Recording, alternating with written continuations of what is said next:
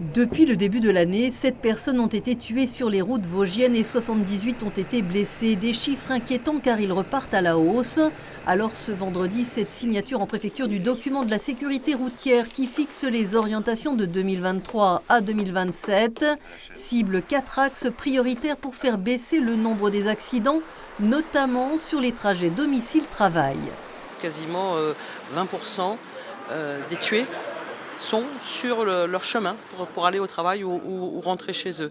On sait que c'est aussi à 15 km de chez soi, dans un rayon de 15 km, qu'il y a le plus d'accidents finalement. Donc là, ça interroge et ça veut dire qu'il y a aussi un travail à conduire, une sensibilisation à faire avec les employeurs, parce que sensibiliser leurs salariés aussi. Autre public visé, les 2 roues motorisés. Sur les 5 dernières années, ils représentaient en France et dans les Vosges en moyenne 2% du trafic, mais un quart des tués. La vigilance portera aussi sur les nouvelles mobilités, trottinettes, vélos électriques, voire gyropodes.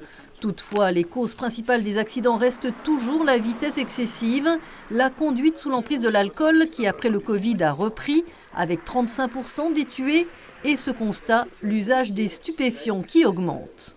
De plus en plus de conducteurs conduisent également donc en étant sous l'effet du stupéfiant. C'est une réelle problématique et nous mettons tout en œuvre pour que ce comportement puisse être réprimé dès lors que c'est nécessaire. Question, s'il est interdit de conduire avec un taux d'alcool dans le sang égal ou supérieur à 0,5 g, y a-t-il un niveau de tolérance pour les drogues ?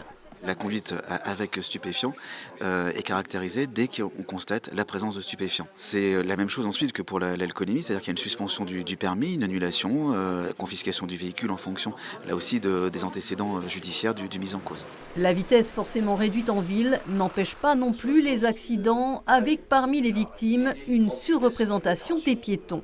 Le 2 janvier dernier, nous avons une personne qui marchait tout à fait normalement en plein centre-ville d'Épinal sur le trottoir et qui a été mortellement atteinte par le chargement d'un poids lourd qui dépassait.